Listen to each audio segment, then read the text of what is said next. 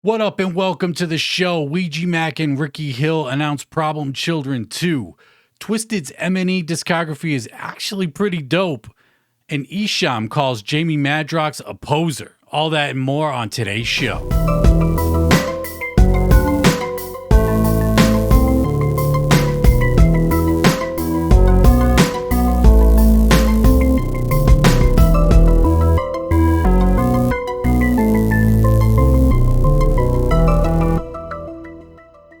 All right, welcome back to the Beneath the Dirt podcast. I'm Rome Bone, and we here live, kicking it. Thank you for tuning in. It's been a few weeks. I figured, hey, let's put out a new show. I want to thank everybody for the love since coming back. I know it's very inconsistent, and people would like, a regular schedule, and I think we'll get back to that at some point, but, it's been pretty slow. Like, there's not much to talk about. Like, stuff happens, sure, but to fill out a show every week at this point, it's kind of unrealistic. And I'm just doing the show different. I could fill out a show if I really wanted to, but the podcast of yesteryear is not how it is today. Like, today and from going forward, I'm only talking about shit that I like and care about. Again, I've talked about this before. I've never wanted to be a news source, never intended it to be that way. It just kind of ended up going that direction, and I didn't like it.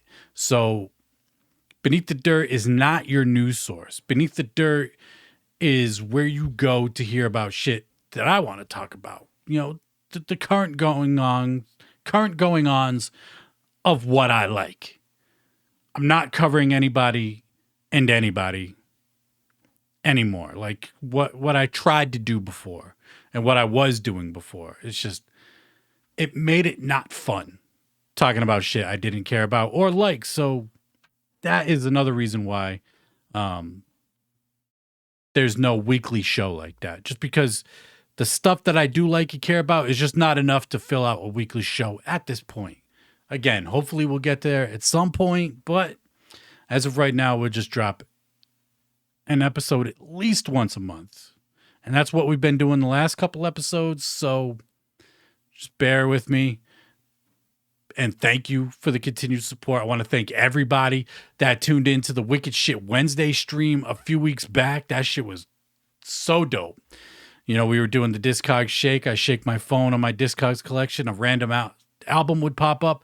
I would play a song from that album. And, people were making requests to hear songs that they wanted to, listen to. And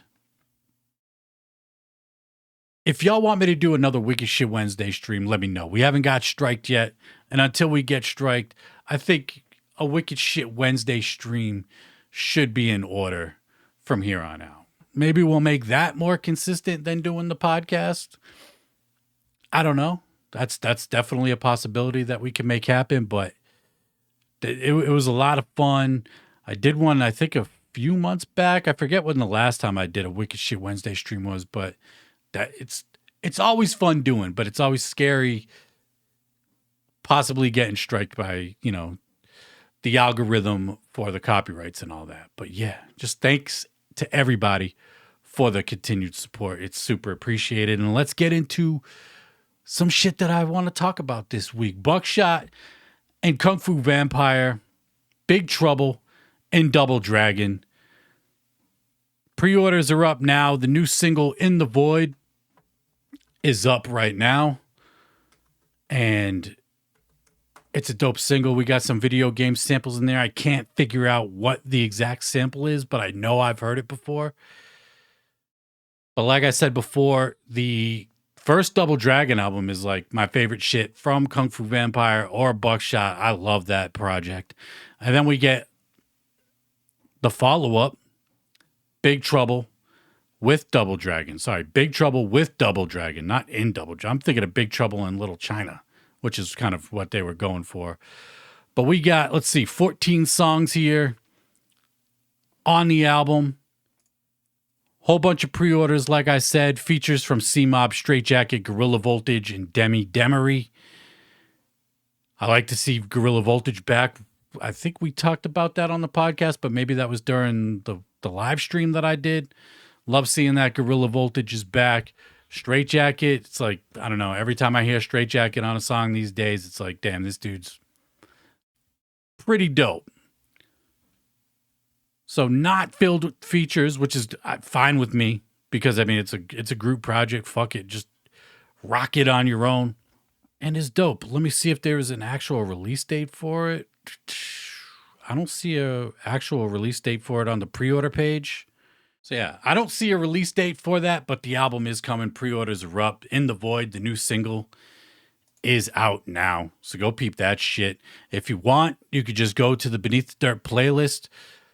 Anything that I'm talking about on today's episode, new songs wise, whatever, will be, is, or has been updated on the Beneath the Dirt playlist on Spotify. Again, Spotify only, but it is up there. If you want to hear any of the songs we're talking about today, go peep that playlist. Give it a follow. On the last episode, I meant to talk about this. I completely forgot. Darby O'Trill released a collab project with Sagan Ummo. I'm not sure if that's the proper pronunciation of that dude's name, but the album is called Robacop, and that is out everywhere. There was a CD available. I don't know if it's still available. I'm pretty sure it was limited to... it was very limited. I forget how many copies there were. But Robacop, Darby O'Trill, Sagan Ummo, and I'm not sure where Sagan Ummo is from, but he's rapping in Spanish. So we got, you know, some cultures coming together, two different cultures coming together and dropping a project. I think it's entirely produced by Devereaux as well. Devereaux killing it on the production as well. And, you know, after listening to that album, I got on a Darby kick and I went back and listened to Creek. I fucking love Creek. Still my favorite Darby project. And then I went back and revisited Garden. And I wanted to talk about this because I mentioned it on a recent episode of the podcast that I wasn't a big fan of this album. And I wasn't. But revisiting it, just, I don't know what happened. It just clicked. I think I only listened to it once or twice before. So it's not like I kept listening to it over and over and just eventually was like, oh yeah, I don't mind it because I've listened to it, forced myself to listen to it fucking 300 times. I don't know. But it was like, pretty sure it was like my third listen. I think I gave it 2 listens when it first dropped. It just didn't click with me. Third listen, it was just like, yo, this album's a fucking banger. I don't know what was not connecting with me the first time I was listening to it, but Devereaux's production on there, the metal, the rock production, whatever you want to call it, it's very reminiscent of reminds me of early 2000s. I don't want to say new metal because it doesn't sound like new metal. I don't know. Again, when it comes to rock music, I don't know how to specify certain genres, but there's certain songs that give me early 2000 vibes, rock music vibes, and it's fucking dope. Darby's songwriting has improved on Garden, and it's a fucking dope album. If you haven't heard it, I recommend checking it out. There's some fucking bangers on there, man. And yeah. And after I bumped Creek probably fucking 5 or 6 times in a few days, I was like, you know, and then I was like, fuck it, let me check out Garden again. I honestly was going into it just going to be like, I'm ready to hit the skip button, and it just didn't happen. So Darby O'Trill's Garden, even though it's been out since November, 5 months ago, it's worth the listen if you haven't peeped it. Fucking peep it. I'll put a song up there on the playlist from that album. And then Ouija Mac and Ricky Hill, keep it at Chapter 17, announced Problem Children 2, dropping April 4th. They dropped a new song called Buffalo Sauce. New song's not bad. I wasn't a big fan of the first Problem Children album. In general, I'm not a big fan of the collaboration projects Ouija does. I prefer his solo shit. But we get Problem Children 2 dropping April 4th with Ricky Hill. I love the song he did with Ricky Hill on Fallen Angelic. That shit's a fucking banger. And there are a couple dope songs on the first Problem Children. I got to assume Devereaux's doing some production on here. I forget who did the production for Buffalo Sauce. Pretty sure there was a tag in the beginning, but I forget who did it. But that's out there. And I'm sure pre-orders will be coming for that soon as well. Going dirtcore, Crossworm released an instrumental album called Cut by Crossworm. I'm pretty sure that's what it's called. Double check. But a full instrumental album from Crossworm. He's got so many different styles on this project. Cut by Cross is what it's called. And so many different styles. And there's a few fucking bangers on there, man. In particular, I Am Shankface, Jesus Fucking Christ Almighty, and Catastrophic Miscalculation are just bangers. If you like listening to instrumentals, go peep that. If you like Crossworm style of production, or hear him dabble in some stuff that up until now he hasn't really dabbled in. You know, he's really kept it to his specific sound. Yeah. So that's out there. More Reno dropped a new song called Uppercut. He's on Dirtcore. That shit's a fucking banger. Again, the Dirtcore roster is not fucking around, and I'm highly looking forward to everything that they got dropping at this point. Like, everybody is just straight dropping heat. And then Samson announced that he's going to be dropping a new single called Simulation, featuring Reno and Sleep Lyrical on the 18th, bringing back New Music Tuesdays for the Dirtcore music roster. I like to see that. Low Key dropped a new EP called Love. I can't remember if we talked about this last time we were on the show or not, or if he was even announced at that point. But he dropped finally some new music. Short EP. I'm going to look it up real quick. I think it's 5 songs. And it's dope. If you like Follow Me, if you like Let's Get Violent, American Monster, Demon Days, those EPs, you're going to find something that you're going to like on this EP. The first song, Can't Front, when I hit play on it, it got me really worried. I was like, it was awesome. Really happy. I mean, the song's called Happy, but it was awesome, like really happy unicorns and rainbows type shit. And I got kind of nervous about it, but the rest of the EP is not like it. And it's actually a dope song. Within the context of the EP, I fuck with it. I don't know how or if I would like a whole EP that sounded like that. But we got some throwback references and vibes throughout the EP. My favorite song on here is Heart Shaped Box. That's up on the playlist right now. You want to go peep it.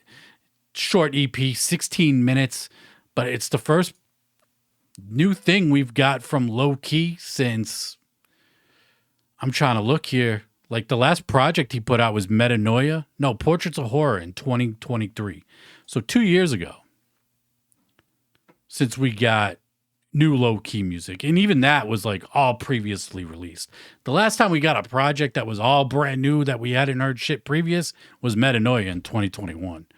And that was my album of the year in 2021. Like, that shit bangs. That song with Bad Luck on Metanoia is fucking fire. But the Love EP from Low Key is out. The cover art is dope. And he's teasing a bunch of new music dropping this year. Hopefully we get a new Oracle album, and then whatever else he drops is just an added bonus. He dropped on the spring schedule that Release 4 is coming out. I think it's Release 4. It's basically like a Forgotten Freshness type project that Low Key has, where it's just like random singles that have been put out and whatnot. And he just puts it together on a compilation. So yeah. Release 4 is coming. The Love EP is out right now, and it's fucking fire. If you just like rapping low key, wicked shit low key, peep this. Don't let the fucking cover art fool you, because it doesn't represent what's within the music of the EP. And then Twiztid dropped Welcome to Your Funeral. Yes, we talked about that last time. We all know how I feel about the rock Twiztid stuff that they've been putting out, with basically the stuff that they started with on Generation Nightmare, into Unlikely Prescription, into now Welcome to Your Funeral. I did listen to it. I had to give it a listen. Like, to be fair, and to come on here and talk shit about something that I didn't listen is unfair. So I did listen to it, and I'm just not a fan, and I'm not going to beat it into the ground. I'll pretty much leave it at that. My favorite song on that album would be Dance on My Grave, which is like one of the singles, and it might only be, the song that I like on the album, because in every ad that they're placing on social media, it's that fucking song on there. So I've heard that chorus a million times. So I don't know if it's just been fucking subliminally just pounded in my brain, that song, that I didn't mind it when it came on, but just not a huge fan of the rest of the album. And it really, listening to that, I gave it a couple spins, and listening to it, I was like, and I started thinking about Generation Nightmare, and I started thinking about Unlikely Prescription. I was like, man, Twiztid's really been off since starting or doing Magic Ninja Entertainment. And that couldn't be any further from the truth. I mean, I just did a few months back a Twiztid tier list talking about all the albums, and they've put out some heat on Magic Ninja. It's just that the rock shit, I couldn't see past the rock shit in the moment. So what I did was I went back and listened to, starting from A New Nightmare up to Welcome to Your Funeral. I went back and revisited the discography that they've put out on Magic Ninja. Strictly albums, not EPs, not side projects, just Twiztid albums. Technically, A New Nightmare is an EP, I think. Maybe not. I mean, it's 9 songs, 41 minutes. It's one of those things that borders an album and EP, but I'll call it an album. And I fuck with A New Nightmare. Their first release after leaving Psychopathic. Only song I skip on there is Unjust Love. I forgot that they collaborated with Swollen Members on Falling Down. Like, Swollen Members is the shit. Balance, Bad Dreams, Black Magic, like classics from Swollen Members back in the day. And the fact that Twiztid has a song with Swollen Members is fucking dope, because they rap just as good as Swollen, in their prime or whatever. But I really dig A New Nightmare. It's been a while since I revisited the album, and it's just a dope listen, man. You got the Wasted Posse cut on there. You got Jelly Roll rapping on there before he went full country. Buckshot's on there. Blaze, fucking Ajax. Haven't seen that name in a long ass time. Johnny Richter was on there rapping about smoking crack and shooting heroin and shit, like wild shit. And then Irv the Phenom was on a song. Casket was on a song. Like, it's fucking recognized, like, bangers on New Nightmare. So, starting out their M&E discography, A New Nightmare is dope. The only song I skip is Unjust Love, but the rest is dope. And then you got The Darkness. Their first, like, legit full-length album, 19 songs. Granted, a lot of them are skits within the album. You had like Sid Haig, Bill Moseley, and I'm trying to think of other names who were on there. I can't think of other names that were on there, but doing the skits, trying to make it a little bit of a concept within the album. This album's fucking dope, man. It really is. The only songs that I might skip from time to time, Take It Away, On and On. Everything else, play it straight through. And there's fucking bangers on there, man. In Hell has got to be one of the best Twiztid songs since Leaving Psychopathic. And could even rival being like among the song, their top songs, even with the Psychopathic catalog. Like In Hell is the storytelling on that shit is fire. Back to Hell is dope. A Little Fucked Up. You got Jake One production on there. I'd like to see them do more shit in that kind of a style. Little Fucked Up style, or the No Breaks style. The No Breaks was kind of like a Beastie Boys throwback type vibe on that track. And then you got songs like Boogeyman, Down Here, Fuck That Shit, or Fuck This Shit, Breakdown, just bangers. The Darkness from Twiztid is a fucking dope album. I like it better now than I did back then, and I liked it a lot when it came out 10 years ago. And the fact that this album came out 10 years ago is fucking crazy. 10 years ago, Great Malenko came out to me. Even though it's been almost 30 years since that shit came out. Man, I'm fucking old. Fuck. But yeah, 10 years since The Darkness. 2015. Fuck. Yeah. Next album we got, and I know I'm in the majority, or not majority, I am in the minority of liking this album, and I stand on it that this album is fucking fire. There's not one song that gets skipped on this album. This album, to me, is underrated like Heartbroken and Homicidal is underrated. This album is really good, but plagued by a bad mix. The continuous evolution of life's question marks. You got the throwback Most Tasteless vibes on the cover. And I don't know if it was the mix that didn't pull people in because of the album, subconsciously, even though you're not thinking about a mix as the average listener. If something is mixed shitty and doesn't sound good, it's just not going to sound good, and you're going to turn it off, right? So maybe that's it, or maybe people just don't like the songs. But how? Literally not one fucking song on here is a skip. And plus you got the How Does It Feel, the full third verse from Madrox. Finally, he dropped the full third verse. And then Monoxide did another verse and cut it off like they'll ever finish that. Don't expect him to, but it was, regardless, fucking dope. We going vampire hunting with a 9mm. That shit's fire, man. I wish they would have kept the original beat, but Seven did a decent job remaking the original beat. But every fucking song on there, great way. Barely Surviving, Ride or Die is a great way to start the album. A little bit confusing because if you remember, there was, they weren't all about the Juggalo March on Washington, but then, and saying that Juggalos weren't a gang, if I remember right. But then they're on here talking about being a Juggalo gang member. That's a little confusing, but dope song nonetheless. Are You Insane Like Me is fire. Kill Somebody is like classic wicked shit Twiztid. That is a fucking banger.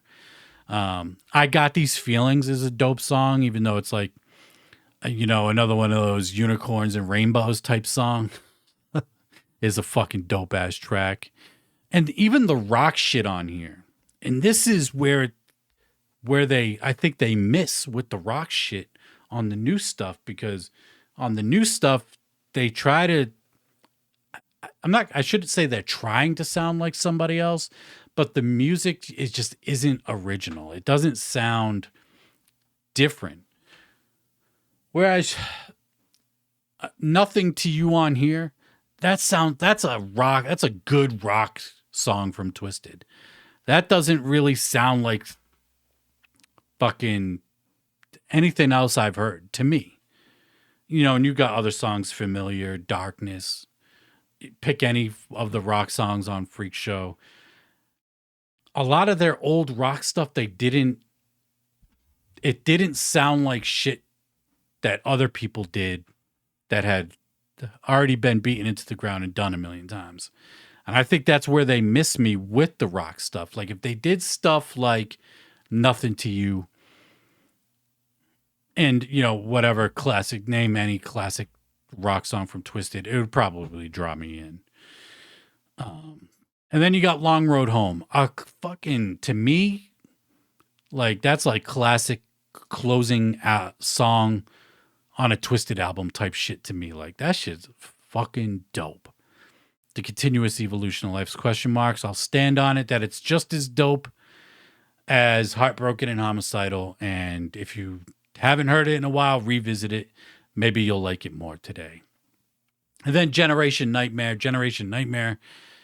This is where they, you know, songs like Magic Spells, where it's like, all right, now we're really trying to get radio play, you know, on a song that sounds like it dropped in 2001, 2002 or something like that. But there are bangers on Generation Nightmare. Revisiting this album, like the intro, Live Forever, is really dope. And then you go Phlegm into the Windpipe, Skip, Speak Of is good. Something New is good. Sammy Amazement, Skip, Sick Mind, easily the best song on this album. Love Sick Mind. Pretty sure they dropped that as a single for the album when it was when the rollout was happening for the album. Love that shit. And then you got other songs. Living at the Bottom is fire. Love that shit. What else? For the Nightmare Children. V5 Strike. The Venomous 5 song Strike with Ala Zululu to end the album. But it's really just a handful of songs on Generation Nightmare. I don't know, just what, even like the other, even the rap songs on there, Role Models, Don't Be Hating. I don't know, they were really trying to go for a different sound and it kind of came off as corny to me. But I don't know, kind of lost me with Generation Nightmare, but then brought me right back in with Mad Season.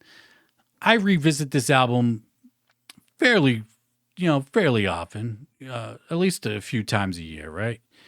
And so I'm still familiar with it 5 years later because it's been almost fucking 5 years since this album came out. It's crazy. Not one song gets skipped. I used to skip Do This One More Time. Don't skip it anymore. Don't know what it is. Maybe it's because I haven't heard it in so long. But these days, I am not even skipping that song. Every song on this album is a banger. This is like classic Twiztid shit right here. This sounds like the follow-up that should have been to Abominations, but it only, took them 8 years to do it. Even though they put out, we just talked about them putting out dope albums, but you know what I mean? It's that kind of vibe. Abominations type vibe to me.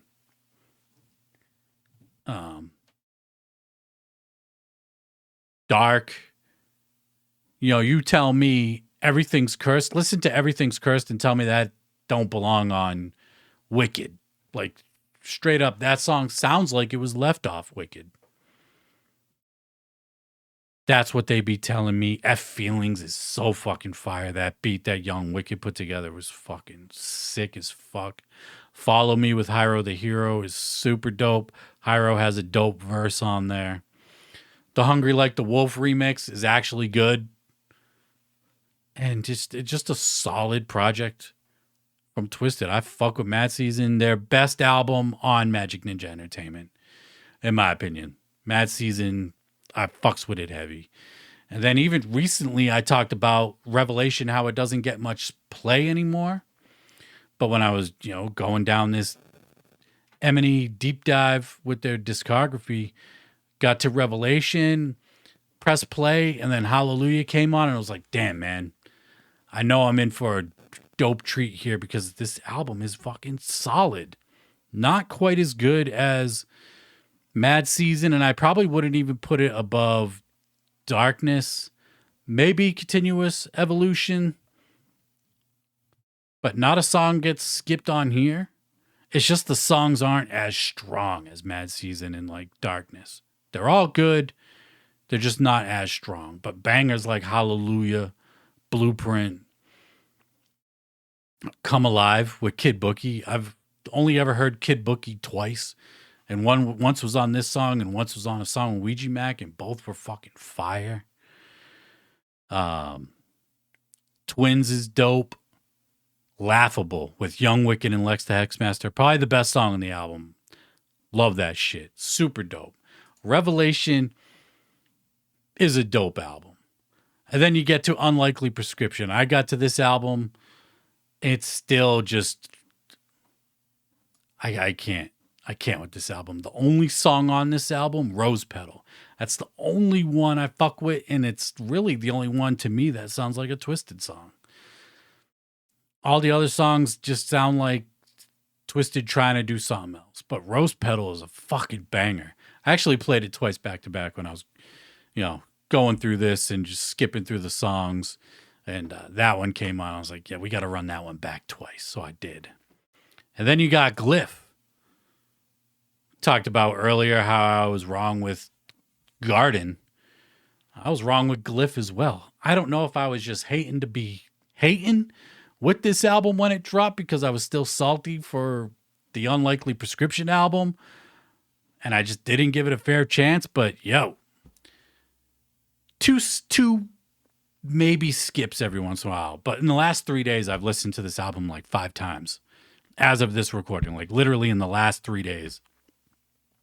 Because I was just doing this discography dive this past week. And the only songs I would maybe skip, and I haven't even skipped them yet, is Keeping It 1 and HD. But those are the two iffy kind of songs on there. But the rest of this, like Stab, classic wicked shit, Twiztid. Fuck am I doing thinking that's not good? Falling in Love with Someone Who Hates You, I like it. That's some like kind of rockish stuff from Twiztid, and I think it's just a solo Madrox song if I'm remembering right off the top of my head. Again, at this point, I've only heard this album like 4 or 5 times total. 3 of them being like, or no, probably like 6, 7 times total, and like 5 of it being in the last fucking 3 days. So yeah, Clown with Straitjacket is a fucking banger. Like every time I be hearing Straitjacket do some shit again on someone's shit, I'm really digging it. So this album, I don't know if it's up there with Revelation. Not as good as Mad Season, not as good as Darkness, but I don't know, man. I've been really digging it these last few days. There's some just classic sounding wicked shit Twiztid on this album. And this one, if I remember right, just kind of came out of nowhere a couple years back. Like it was a Black Friday drop or something like that. But it's a dope project, and I was wrong on that one. And again, I don't know if I was just hating to hate or what it was, but that shit's a fucking banger. And then, of course, we're up current to Welcome to Your Funeral, and we know how I feel about that. But man, A New Nightmare, Darkness, Life's Question Marks, Mad Season, Revelation, Lxve. Solid. All dope albums from Twiztid. If you've fallen off listening to Twiztid, just start with Mad Season, then hit Darkness, and then just go from there. Because you're missing out on some dope shit. And I don't want to come off as sounding like that I just hate to hate, because I don't hate just to hate. I talk about shit, if it's good, it's good. If it's not, it's not. And, in the beginning of the show, I was talking about, I only want to talk about shit that I like, and which is true, but then there's some shit that's unavoidable. Like if Twiztid puts out an album, if ICP puts out an album, or somebody I really like puts out an album that I'm not feeling, I just got to say it, right? But I'm not going to harp on this shit too much and just beat it. Just beat it to a fucking dead horse, you know what I mean? It's it's really fucking unnecessary. And a lot of people like to focus on shit like that, and I don't know why. And speaking of Straight Jacket, he put out a new song called Circles featuring Lyte. It's dope, man. I can't say I was a Straight Jacket fan before, but hearing his most recent songs and collaborations that he's been doing the last couple years, I'm probably going to be checking out his new album when it drops. Don't know when it drops or if there's even an album coming. I don't know. But if he's just dropping singles, I'll check him out because I'm liking the stuff that he's putting out. And yeah, Straight Jacket is the shit. And one of the better engineers in the scene. I was thinking about it earlier today. I was cleaning the crib and listening to what the fuck was I? I was listening to Glyph, and it was the song with Straight Jacket came on. And I was thinking to myself, like, dang, he's a dope engineer, right? Like, he mixes the shit good. And I forget where I was going with this. Oh yeah, just if you know you can't put a good mix out, hit somebody up like a Straight Jacket or a Crossworm or something like that. Get your mix right, man. I'm sick of hearing bad mixes on songs. And then Esham released Closed Casket Reimagined. So Esham, for the 30th anniversary of Closed Casket, which technically was last year, but for, whatever reason, who knows, technical difficulties perhaps, delayed a little bit. But we got a remixed version of Closed Casket. Closed Casket, hands down, my favorite Esham albums. One of, if not, arguably the best Wicked Shit album ever made. Love Closed Casket. Esham produced that whole album himself. The original one from 94. And let's see here. And he's got a guy named Pitchbull who remixed, not Pitbull, Pitchbull, remixing this entire album. And I went into it, again, you've heard me talk if you've been a long-time listener. Not a big fan of remakes or remixes or anything like that, but hey, it's Closed Casket. I'm going to peep it because why the fuck not, right? And there's some good remixes on there. A few good remixes. The standout remix for me being Make Me Wanna Holla. That shit is fucking fire. Like on some kind of like some West Coast vibe type shit. That Make Me Wanna Holla remix is so fucking good. I love that shit. The rest, some are just, it is what it is. It's not going to live up to the original. I think Esham even acknowledged that by saying, I don't expect, I'm not trying to surpass the original, just trying to bring it back to life and so in celebration of the 30-year anniversary. So it's up on streaming and it's worth a listen at least once. That Make Me Wanna Holla remix, that's on the playlist. And that's worth at least 3, 4, 5, 6, 1,700 spins. I don't even know, but that shit's a fucking banger. And then keeping it with Esham, he's got a new album coming out. I think it's called The Golden Age, because he keeps saying the Golden Age is coming in pretty much everything that he posts, either on X, formerly known as Twitter, Instagram, whatever. He keeps saying the Golden Age is coming. Maybe the album's called The Golden Age, or maybe it's just called The Golden Age Coming. Don't know. But he replied to Twiztid a couple times. Twiztid was, they're promoting their new record. And he had a post, welcome to your funeral. Make sure it's a Closed Casket, promoting the new Closed Casket release. And then there was another one where Twiztid's doing these like social media posts where they ask either Madrox or Monoxide a question about the album and then they answer it. And they asked Madrox about What was the exact question? How did your previous work influence this album? Since Freak Show, basically saying since the inception of Twiztid, since there Most has Tasteless, been rock we had influences, hints of songs like How Does It Feel, had really Twiztid, like but dark, they just haven't been able to nail it down to the like current metal record. tones. And Esham We go, replies, we "Stop dabble, lying, we Freak Jamie, Show, poser." we Fucking attempt just straight somewhere up- later straight down up the calls him line. a It will fucking failed poser. attempt, but I don't know if he listens to Twiztid shit, so he heard it and it here's what I hear within the music and replied with that. I wouldn't necessarily say that. I would just say it's unoriginal. I wouldn't say poser. But I don't know. Not really newsworthy, but funny. I thought it was fucking funny. Anytime Esham talks shit, I don't know. I think it's funny. Like, aren't we due for another ICP diss album from Esham? Like a I Ain't Your Homie Part 2. Like, it's been a minute, right? I know they've been on good terms lately and shit, which is dope to see. And I would rather see that than them beefing. But, you know, we all know Esham's history and his past with, you know, dropping diss songs and dropping diss albums at gatherings and shit like that. But yeah, thank y'all for tuning in. Much fucking love, man. Again, if y'all want a Wicked Shit Wednesday stream, let me know. And until next time, we out. Peace.